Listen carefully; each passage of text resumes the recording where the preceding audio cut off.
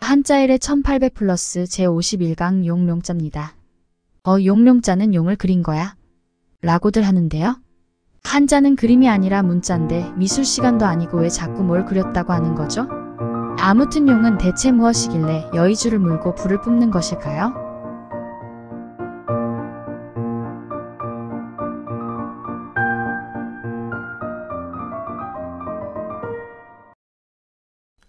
교재 제8장 몸기자 마지막입니다. 오늘은 약할 약 그리고 용룡자 볼 텐데, 야, 이 용룡자에 활공자가 들어갔다는 말도 처음 듣는데 이 약할 약자랑 묶어서 한다고? 그렇죠. 아니, 너 같으면 바빠 죽겠는데 관련도 없는 걸 묶어서 하겠니? 최 선생의 한자 강의는 좀 남들과 다르지만은 제대로입니다. 자, 그나저나 형님들 그 한자 원리 강의를 좀 다시 올렸으니까 거기 좀 들어가셔갖고 좋은 말 좀 써주시고 그러면 고맙겠습니다. 아니, 그래야 사람들이 좀 많이 보고 책도 좀 사고 그럴 거 아닙니까? 형들이 좀 도와줘야 그나마 동생이 좀 먹고 살 수 있다는 거 진심 부탁드리는데, 하지만은 우리 방이 원래 좀 노인네들이 보는 채널이라서 분명 안 쓸 거라는 거 내가 잘 알지만 어쨌든 기대를 좀 해보고요.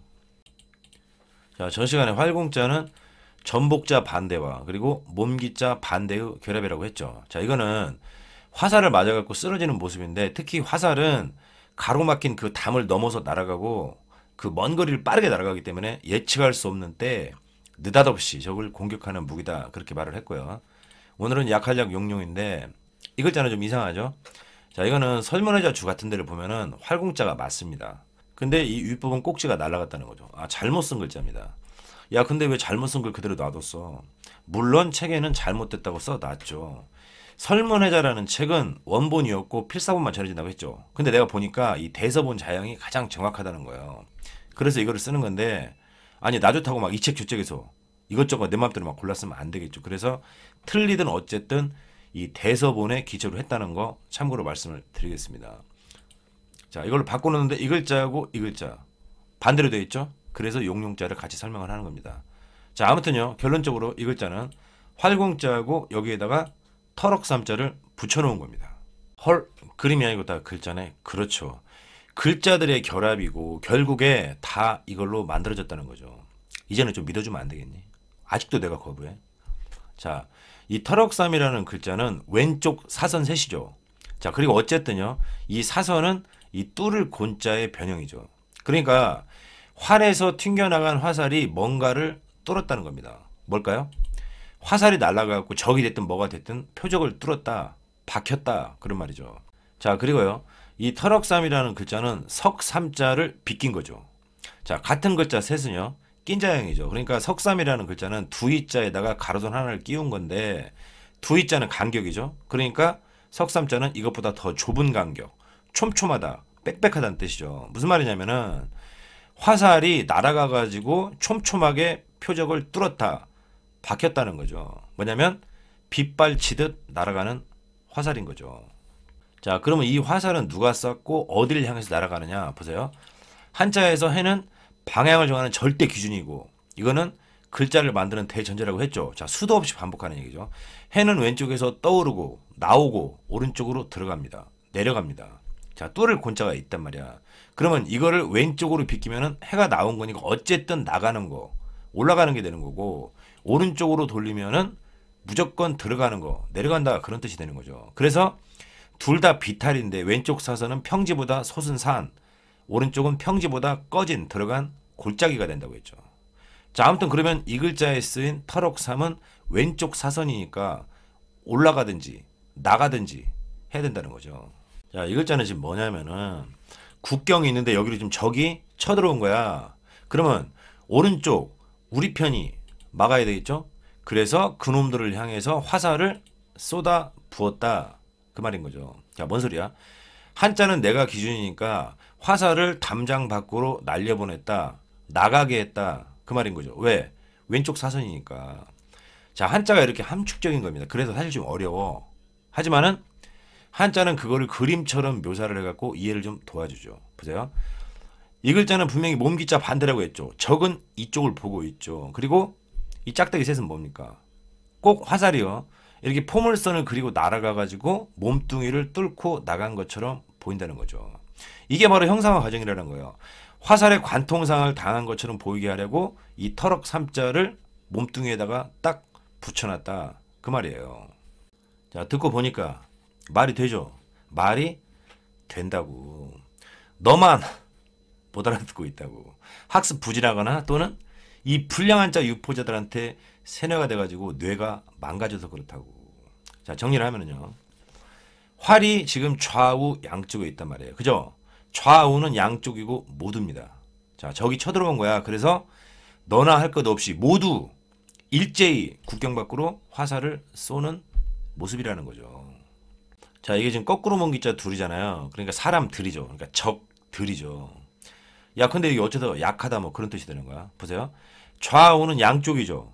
자, 글자를 보면은 활이 둘입니다. 그러니까 하나의 활이 양쪽으로 두 동강 났다. 그런 말이 된다는 거죠. 활이 부러졌다는 겁니다. 자형은 뭐처럼 보이냐면은 여기 지금 사진을 보면 잘 안 보이는데 대나무 섬유가 꼭 찢어진 모양처럼 보인다 그거죠. 그러니까 화살을 너무 많이 쏜 거야. 또는 활대가 이렇게 약해갖고 견디지를 못하고 부러졌다 그 말이 되는 거죠.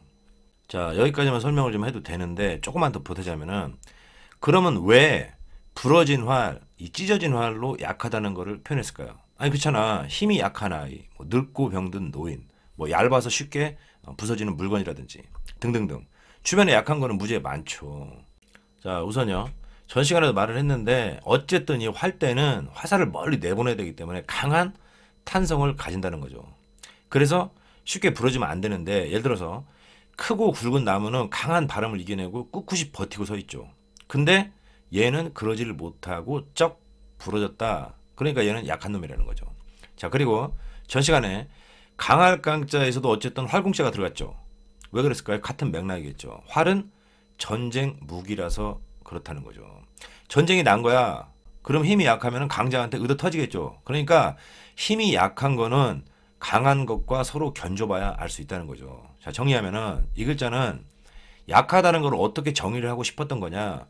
이렇게 상대와 맞섰을 때 힘이 부족해서 물러나거나 또는 강한 외력에 당당히 맞서지를 못하고 쉽게 이렇게 꺾이고 마는 그런 성질이나 성향이다라고 두 가지를 동시에 말하고 있다는 겁니다.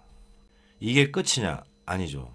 이 터럭 3자는 쓱쓱쓱이라고 했죠. 조각을 해갖고 쓱쓱쓱 붓털로 부스러기 그러니까 먼지를 털어내고 쓱쓱쓱 문질러 가지고 물감을 바르는 거다. 그래서 뭐 색을 칠하다, 빛깔, 윤기가 나다 그런 뜻이라고 했습니다. 자, 그러면 이 터럭 3자가 들어간 이 글자는 어떤 느낌이냐? 예를 들면은 낯빛이 윤기가 돌지를 않고 푸석푸석한 거죠. 다크서클이 꼈다는 거죠. 바로 지친 기색이 역력한 모습이 되는 겁니다. 약하다, 패하다, 뭐 쇠해지다, 뭐 약소, 약체, 노약자 할 때 쓰는 글자입니다. 용용자 보였습니다. 자, 이거는 이렇게 생긴 글자하고 아래는 고기 육자의 결합이죠. 자, 이거는요 다시 이렇게 생긴 글자하고 약할 약자의 반대죠. 자, 이거는 뭡니까? 기초자 80에 다 걸린다고 그랬잖아. 말씀 원자에 들어간 허물건이라는 글자죠. 우선요, 이 글자는 지금 무엇에 대해서 말을 하고자 하는 거죠? 고기 육자, 몸에 대한 거죠. 야, 근데 이걸 어째서 아래에 썼어? 그거는 글자 구성 때문이라고 말을 했습니다. 자, 아무튼 이 고기육이라는 글자는 뭐냐면 고기고 살이고 몸이고 그리고 신체 부위죠. 이 허물건자는 뭐냐면은 기초자에서 설명을 했습니다만은 무슨 놈의 문신용 칼이 아니라 두이자하고 큰 대자를 거꾸로 뒤집어 놓은 글자의 결합인데 두이자는 뭐 간격이고 사이, 국경이죠. 그리고 이 큰 대자 반대니까 작아지는 거고 또 사람이 이렇게 넘어져 가지고 뒤집어진 건데 이 글자가 지금 두이자 아래에 있단 말이야. 그러니까 내 영토를 줄이려고 국경 안으로 쳐들어온 모습이죠. 그래서 잘못을 저지르다, 과오, 허물 그런 뜻이 된다고 했죠. 바로 적이 침입을 했다 그런 말이고 그리고 이 글자는 약할 약자 반대죠. 자, 보세요. 약할 약은 우리 편이 적에게 화살을 퍼부은 거야. 그럼 이거는 반대니까 적이 우리 편에게 화살을 퍼부은 모습이 되는 거죠. 바로 화살이 빗발치듯 날아드는 모습이라는 거죠. 어디로? 고기 육자, 내 몸으로. 자, 정리를 하면은 적이 쳐들어와 가지고 화살을 퍼부어 가지고 그게 내 몸에 이렇게 박혔다 이겁니다. 그러니까 오늘날 말로 기관총으로 한 100방 맞은 거야. 자, 글자를 보면요. 이 짝대기 셋이 오른쪽 사선이죠. 그러니까 왼쪽에서 날아와 갖고 화살이 박힌 것처럼 보인다 이 말이죠. 그러니까 앞으로 이 용용자를 딱 보면은 이 짝대기 셋은 화살이야. 이렇게 연상을 하면은 이해가 쉽다는 거죠. 자, 이게 이영걸 나오는 그 영웅이라는 그 영화인데 거기에도 실제로 화살이 이렇게 날아옵니다. 자, 멋지게 이 사진으로 바꾸고 이해가 쉬우라고 화살도 좀 그려 놓고요. 자, 깨끗이 정리를 좀 하고, 그런데 여기에서 끝나는 게 아니라 의미가 좀 확장이 좀 되는데 보세요. 제가 늘 한자는 상징과 비유라고 했죠. 그게 바로 한자의 원리 중 하나인 가차죠. 자, 이 모습은 꼭 어떤 장면하고 흡사하냐면은 마치 하늘에서 수많은 화살이 날아와서 몸에 박히듯 하늘에서 비가 내려와서 몸을 적시는 모습과도 같다는 거죠. 화살을 맞다, 비를 맞다. 그렇죠. 그래서 물 숫자를 넣은 글자가 있는데 그게 바로 뭐냐? 비올롱이라는 글자죠. 자, 조금만 더요. 지금 이 사람들이 비를 맞았죠. 왜 그랬을까요? 뭐 미쳐가지고? 그게 아니라 마른 하늘에 갑자기 비가 내려가지고 그런 거죠. 그러니까 비가 안 올 줄 알고 우산 안 갖고 나온 거야. 자, 무슨 얘기냐면 빈 하늘에 갑자기 화살이 이렇게 날아드는 것처럼 구름 한 점 없이 맑은 하늘에 느닷없이 갑자기 과과강 천둥번개가 치면서 비가 내리는 모습이라는 거예요. 비가 내리다, 졌다, 천둥번개 그런 뜻이죠. 자, 안 믿을 거니까 다른 예를 들어보면 비우자를 넣었더니 우레소리 롱이네요. 자, 앞에서 말한 대로 과과강 느닷없이 비가 내리는 모습이겠죠. 자, 귀머걸롱자는 귀가 젖었다 그 말인데 수영장을 간 거야. 근데 귀에 지금 물이 들어간 거야. 그럼 소리가 어떻게 들립니까? 웅웅웅 그렇게 들리겠죠. 그런 상태인데 근데 이게 어쩌다 귀머거리냐. 보세요. 이 비는 과과강 하고 천둥번개를 치면서 내리는 거죠.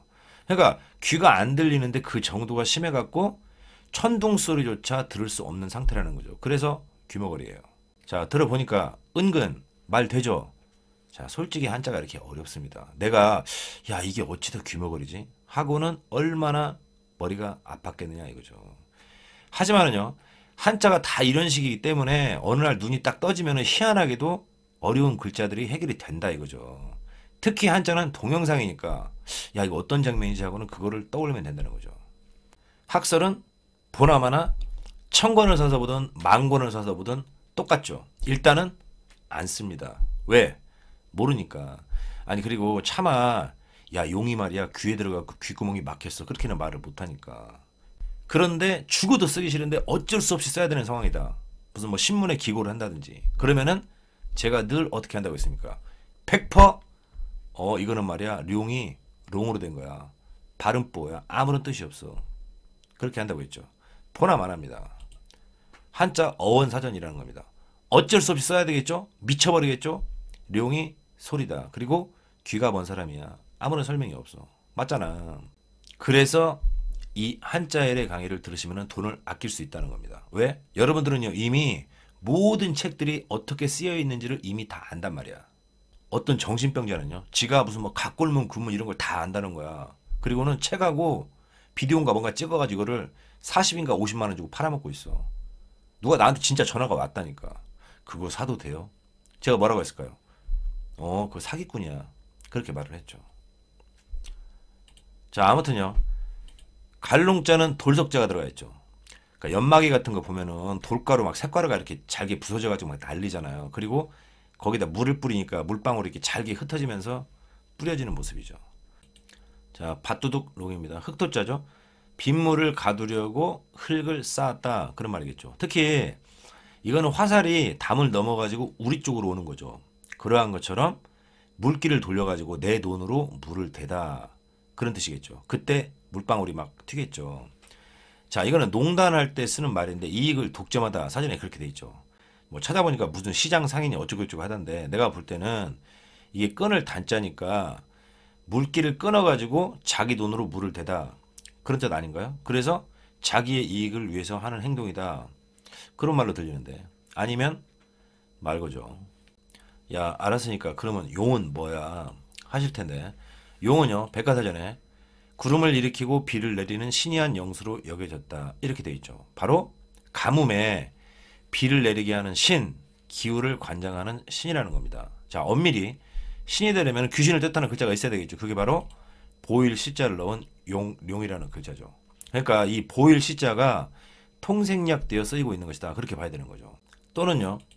이런 글자가 있는데 윗부분이 비올령이라는 글자입니다. 자, 한자 올릴 때 실령영자에서 봤는데 입구자가 셋이죠. 그러니까 소리와 소리 사이에 소리가 낀 거야. 그러면 상당히 시끄러운 상황이겠죠.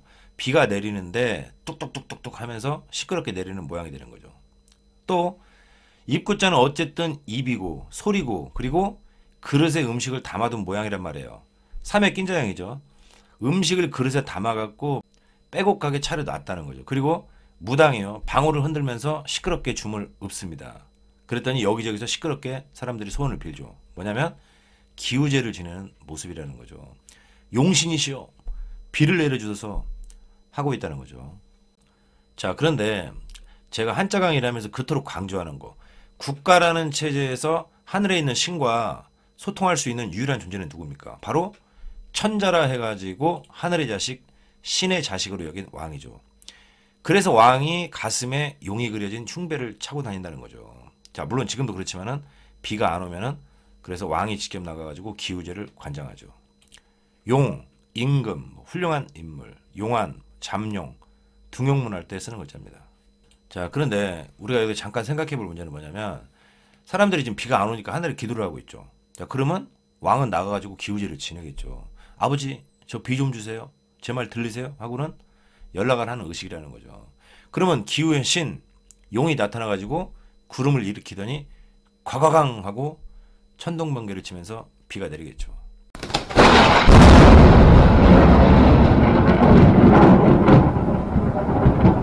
자, 그러면 하늘에서 꿈틀거리면서 돌아다니고 뭐 뜨거운 해를 가리는, 그러니까 둥근 여의주를 삼키는 존재는 뭡니까? 바로 구름이죠. 용이라는 거는 결국에 구름을 신격화한 것이 아니냐, 그렇게 생각이 된다는 거죠. 또 하나는 용은 때로는 막 불을 뿜죠. 왜 그럴까요? 비가 너무 많이 오면은 불을 뿜어가지고 구름을 걷어낸다, 그런 말이겠죠. 그러니까 용이라는 거는 결국에 뭐냐면 구름을 일으키고 그거를 또 걷어낼 수 있는 기후의 신이다, 이 말인 거죠. 라고 저는 그렇게 생각을 한다, 이거죠. 자, 다시 글자로 돌아와서 엄습할 습까지 보고 마무리하도록 하겠습니다. 옷이자죠. 나 옷을 입었어. 그런데 어떤 옷? 용이 그려진 옷을 입었지. 무슨 말이죠? 골룡포를 입었다는 겁니다. 왜? 왕위를 물려받아가지고. 그래서 왕위를 계승하다, 뭐 물려받다, 그런 뜻이 되는 거죠. 세습이라는 거는 대대자죠. 그러니까 대를 이어갖고 신분이라든지 직업, 재산 같은 거를 물려주고 받다, 그런 뜻이죠. 자, 또 하나는요. 용룡은 갑자기 내리는 비죠. 소나기. 그래서 옷이 젖다가 되는 거죠. 그래서 또 예상치 못한 일이 벌어지다라는 뜻 또 만들어지게 되는 겁니다. 왜? 비가 안 올 줄 알고 우산 안 갖고 나간 거야. 근데 비가 와가지고 쫄딱 젖었다, 그 말인 거죠. 자, 또 하나는 이런 상황도 있을 수 있을 겁니다. 오두이자는 어쨌든 옷을 입는 거죠. 자, 그럼 지금 이 사람들은 옷을 왜 입고 있을까요? 외출하려고? 아니면 비에 젖어갖고 옷을 갈아입으려고? 그게 아니라 원래 이 용룡자는 적이 국경으로 쳐들어와가지고 화살을 막 퍼붓는 거야. 그래서 군인들이 허겁지겁 군복을 주워 입고 달려나가고 있다는 거죠. 야, 적이 쳐들어왔다고 빨리 옷 입고 튀어나가, 이 자식들아, 그런다는 거죠. 그래서 기습하다라는 뜻이 만들어지게 되는 거예요. 기습하다, 엄습하다, 습격하다. 이해가 됐죠? 왜? 국경을 지키는 군인들이 적이 쳐들어오는지도 모르고 이렇게 빤스만 입고 잠을 자고 있었다는 거죠. 그러니까 불시에 공격을 당해갖고 서둘러서 나갈 채비를 한다, 그 말인 거죠. 자, 그러면 답습하다, 인습하다 이런 거 뭐냐?